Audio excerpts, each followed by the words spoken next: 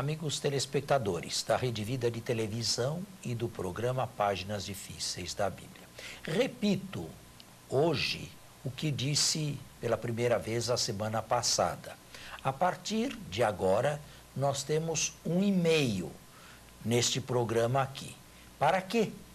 Para que o telespectador possa interagir com a programação, para que ele possa mandar as suas opiniões, enviar as suas sugestões e dizer o que ele acha do programa. Todos estejam à vontade e eu lerei as sugestões e opiniões e observações que fizerem com muito interesse, com imensa satisfação e alegria também. Muito obrigado. Vamos continuar onde paramos? Sim, paramos então, João capítulo 1, até o versículo 30, agora vamos seguir do 31 em diante. Eu não o conhecia, mas para que ele fosse manifestado a Israel, vim batizar com água. E João deu testemunho dizendo: vi o Espírito descer como uma pomba vinda do céu e permanecer sobre ele. Bem, então paramos aqui. Os três evangelistas sinóticos insistiram ou foram honestos e não eliminaram o batismo de Jesus, que é um fato incontestável e histórico. Agora, exegetas racionalistas como Reimarus, no final do século XVIII, David Strauss, no século XIX, que escreveu um volumoso livro A Vida de Jesus, que lhe custou a carreira acadêmica. Estes aqui falam da construção de um mito. Isto é, sobre um fato histórico, o batismo de Jesus, teriam os evangelistas construído o mito dos céus abertos, da voz do Pai e do Espírito como pomba pairando sobre Jesus. Eu não gosto muito dessa expressão, porque não sou racionalista. E estes aqui, por causa do racionalismo, que é uma opção filosófica e de resto não demonstrável, cancelavam sistematicamente do Evangelho tudo aquilo que não pudesse ser explicado racionalisticamente. O racionalismo é fruto do iluminismo. E o iluminismo europeu do século XVIII tinha os seus dogmas. Primeiro dogma: nós podemos considerar a história uma ciência exata da mesma maneira como consideramos a física e a matemática. Segundo dogma do iluminismo: nós podemos, somente com a razão, chegar a descobrir o que é verdadeiro e o que é falso numa narração. Terceiro dogma: o historiador é absolutamente imparcial nos seus juízos e pode chegar a compreender perfeitamente a verdade histórica. Quarto e último dogma, talvez o mais importante de todos: o mundo, o universo, como já terá demonstrado Isaac Newton, é um conjunto de massa e energia onde tudo está já matematicamente programado e onde não há lugar para o extraordinário, para o inesperado, para a novidade. Tudo está já fisicamente determinado. Bem, é claro que com estes dogmas todos se varre tranquilamente do texto evangélico tudo aquilo que não possa ser racionalisticamente explicado. E este fenômeno é evidente que foi riscado do texto. Não é possível que isto tenha acontecido. É claro que eu não sigo nenhum desses 4 dogmas aí. Porém, os evangelistas divergem nesta descrição. Quem lê um determinado evangelista percebe que a visão foi só Jesus que teve. Este aqui diz que apenas João teve. Lucas é aquele que democratiza mais essa experiência. Portanto, a descrição varia de evangelho para evangelho. E, embora não seja eu racionalista, eu creio que, a partir do batismo de Jesus, uma reflexão pós-pascal, ou até mesmo pré-pascal, mas posterior ao fato, melhor pós-pascal, tenha construído esta abertura no firmamento, certo? Que os primeiros cristãos tenham sentido a necessidade de solenizar este momento, me parece perfeitamente razoável e explicável. Por quê? Porque este foi um início e, de certa maneira, uma reviravolta na vida de Jesus. Até então, era um simples carpinteiro vivendo uma vida oculta em Nazaré e desconhecido absolutamente de todos. Agora começa a manifestar-se em Israel.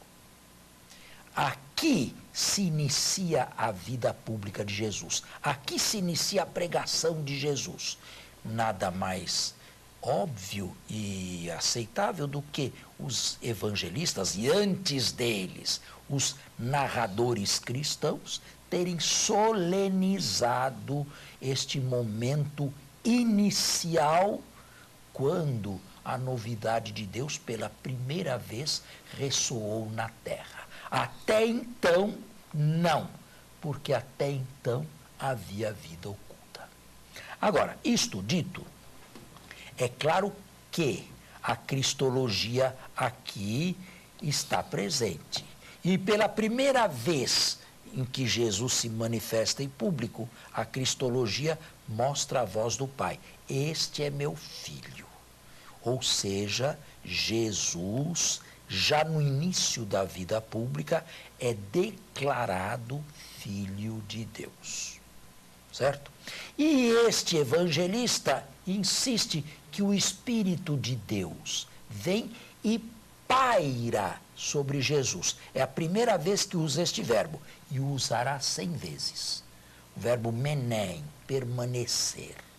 E porque o Espírito permaneceu nele, após a ressurreição, ele, Jesus, pode comunicar esse mesmo Espírito a outros. Soprou sobre eles na tarde de Páscoa, neste evangelho aqui, e lhes disse: recebei o Espírito Santo.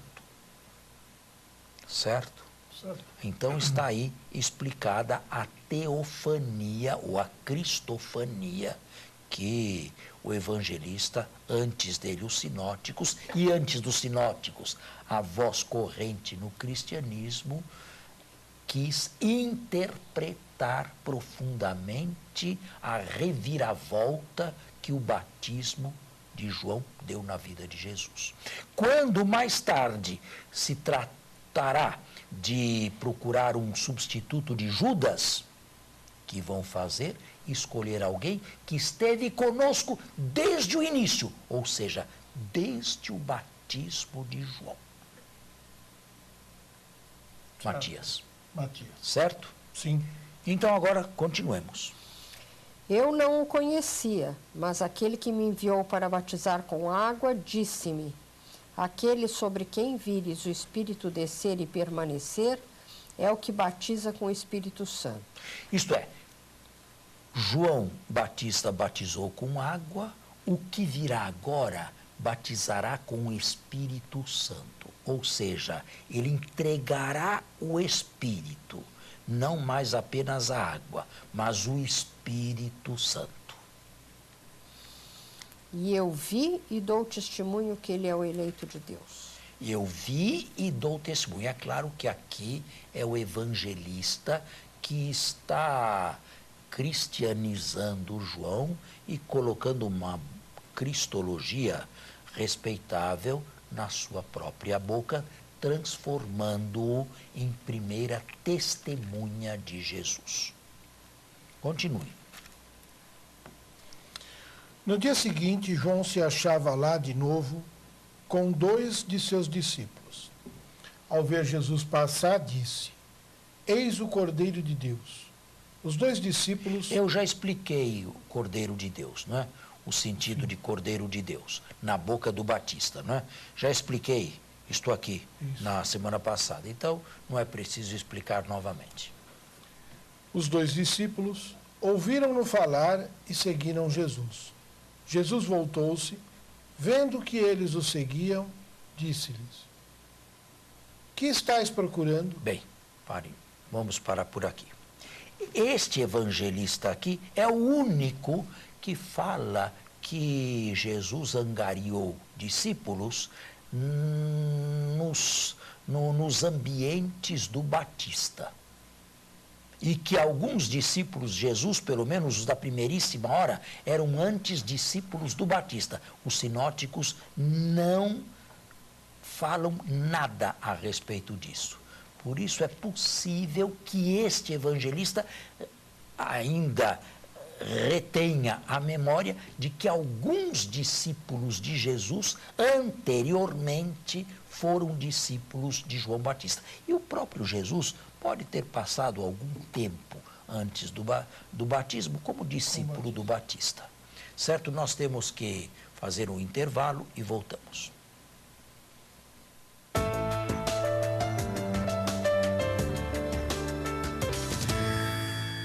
Voltando ao nosso segundo tempo, eu me lembro ter encerrado dizendo que este evangelho é diferente dos sinóticos, porque é apenas aqui que se tem a notícia de que Jesus andou com Batista e seus primeiros discípulos saíram dos meios do Batista.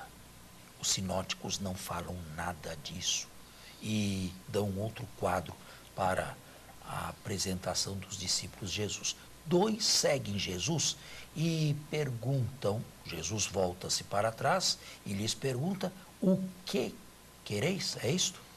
Que estáis procurando? O que estáis procurando? Em primeiro lugar, é a primeira vez que Jesus fala neste evangelho.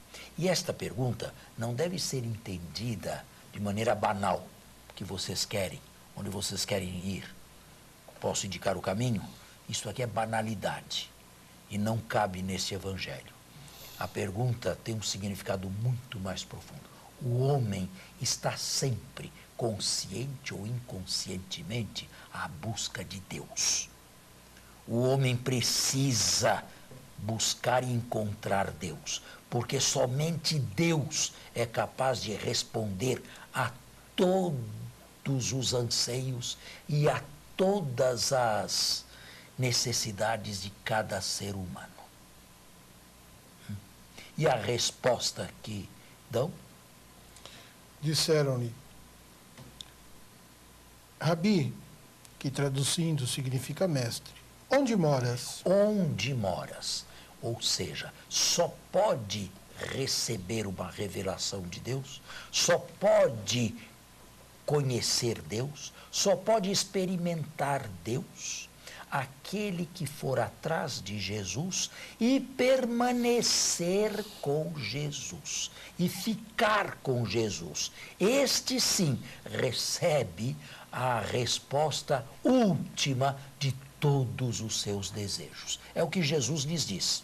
Vinde e vede. Vinde e vede. 2 verbos de seguimento de Jesus. Ver Jesus e o segundo, seguir Jesus. Jesus os recebe na sua intimidade e a partir daí lhes revelará Deus. Estão vendo como o texto é bonito? Sim. É importante, até você usou esse termo intimidade. E a única maneira de viver com Cristo é tendo essa intimidade com Ele.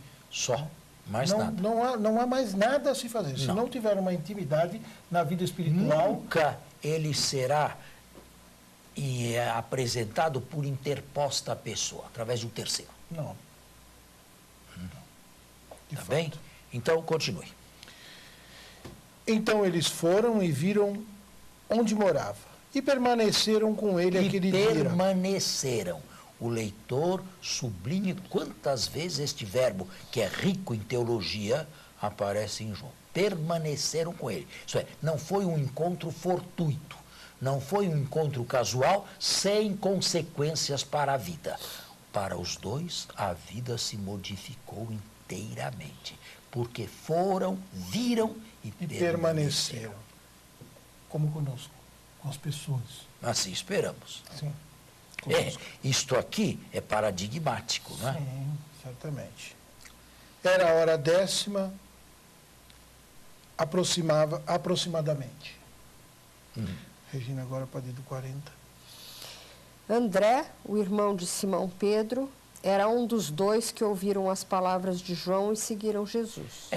Este evangelho aqui, primeiro, antes de Pedro, cita o seu irmão André. A respeito de quem, não sabemos praticamente nada, a não ser o nome.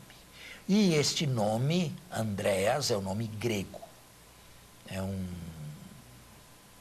nome que provém do grego.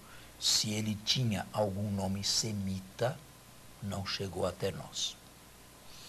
Encontra primeiramente seu próprio irmão Simão e lhe diz: encontramos o Messias, que quer dizer Cristo. Ele o conduziu a Jesus. Bem, é interessante.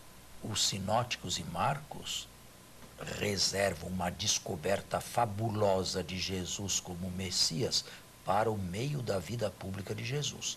Em Marcos, no capítulo 8º, é Pedro quem lhe diz: tu és o Messias. E Jesus manda que se calasse, que não divulgasse. Aqui, o que o evangelista quer? Ele quer introduzir todos os títulos cristológicos de Jesus. Para quê? Para que o leitor deste evangelho, que não é uma crônica, não é uma reportagem, é uma teologia, é uma cristologia, saiba perfeitamente de quem se trata, qual o protagonista e quem ele é. Vão ver que todos os títulos de Jesus aparecem já no primeiro capítulo, bem contrário a Marcos, onde Filho de Deus só aparece depois de Jesus morto na cruz. Pode continuar. Encontramos Jesus. Ele o conduziu a Jesus. Fitando-o, disse-lhe Jesus: tu és Simão, filho de João. Chamar-te-á Cefas, que quer dizer pedra. Todos os evangelistas nomeiam Pedro e lhe dão, ele se chamava Simeão, nome hebraico, um dos filhos de Jacó, portanto devia ser uma pessoa religiosa. Todos os evangelistas o chamam Kefas, em aramaico. Kefa, que significa pedra. O que quer dizer que Pedro, além de Simeão, recebeu um nome novo. Petro chamava-se também, com um termo aramaico, Kefas, provavelmente dado pelo próprio Jesus, rocha, que traduzido para o grego deu Petrus, ou melhor, transliterado, para o grego deu Petrus, e depois não foi mais traduzido, veio Petrus em latim e Pedro nas nossas línguas. Provavelmente o próprio Jesus deu em aramaico, Kefas, este nome a Pedro. Provavelmente também não no primeiro encontro, mais tarde, após a Páscoa. Porém, estou dizendo que muito do após a Páscoa está sendo antecipado nesse capítulo aqui. No dia seguinte, Jesus resolveu partir para a Galiléia e encontrou Felipe. Ele estava na Judéia, porque era na Judéia que João batizava. Da Judéia a Galiléia são mais ou menos uns 90 quilômetros, um percurso que provavelmente se fazia em 2 dias. Encontra Felipe, é o terceiro. Só 2 dias? 2 dias. 90 quilômetros, 40 e poucos por dia. Dá para ser feito. Não bem, hein? Dá. É. O pessoal antes andava, né? Nós é que não andamos. Pois é, mas... Jesus lhe disse, segue-me. Aqui é Jesus quem toma a iniciativa. Alguns quiseram imaginar que Jesus estivesse querendo pedir a Felipe que lhe indicasse o caminho da Galileia. Porém, Felipe era de Betsaida, como diz aí o texto, mas Jesus não vai a Betsaida. Jesus vai a Caná, perto de Nazaré. Portanto, não é essa uma boa explicação. Felipe é um terceiro que se torna discípulo de Jesus. O nome aqui é grego, Filipos, amigo do cavalo. É a etimologia deste nome aqui.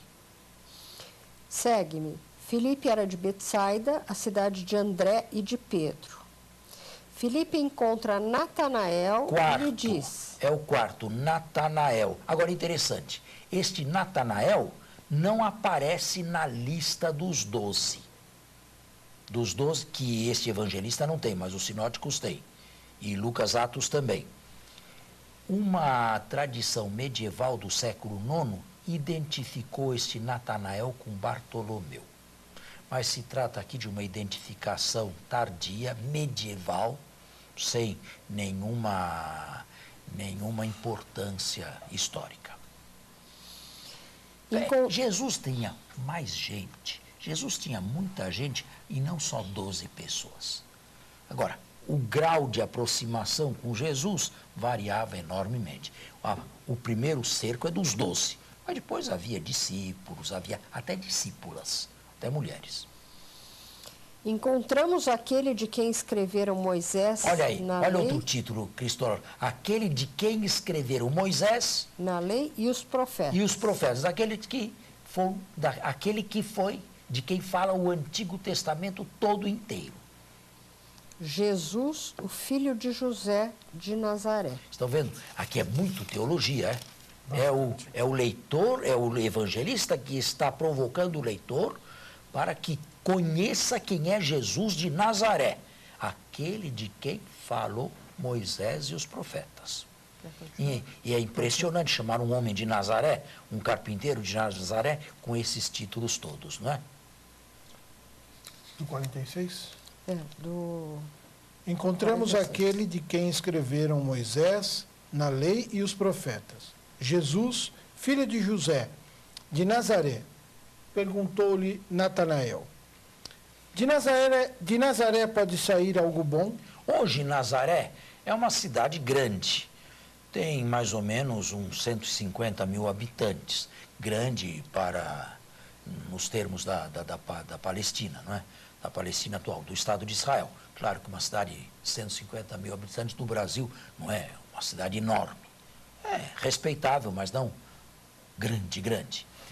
Lá em Nazaré, atualmente é uma cidade grande, uma cidade de 150 mil habitantes. Mas na época de Jesus, aquilo ali, aquele lugarejo ali, que jamais é mencionado no Antigo Testamento, não deveria ter mais do que umas 240 pessoas. Era uma vila mesmo, hein?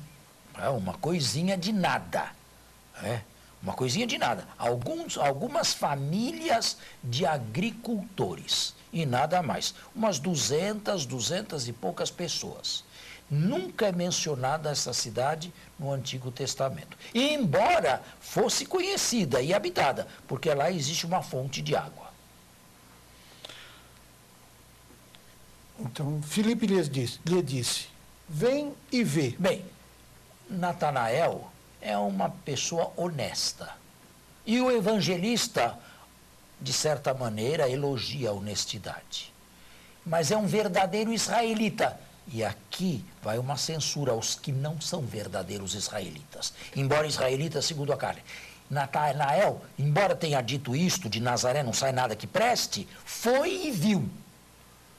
Mas outros não foram e não viram. E criticaram. Exatamente. Mas nós temos que encerrar o nosso programa mais uma vez, deixando o versículo seguinte para a semana que vem, Muito obrigado pela audiência e até lá. Bom final de semana a todos e até a próxima sexta-feira, se Deus quiser. Até a próxima sexta. Bom domingo.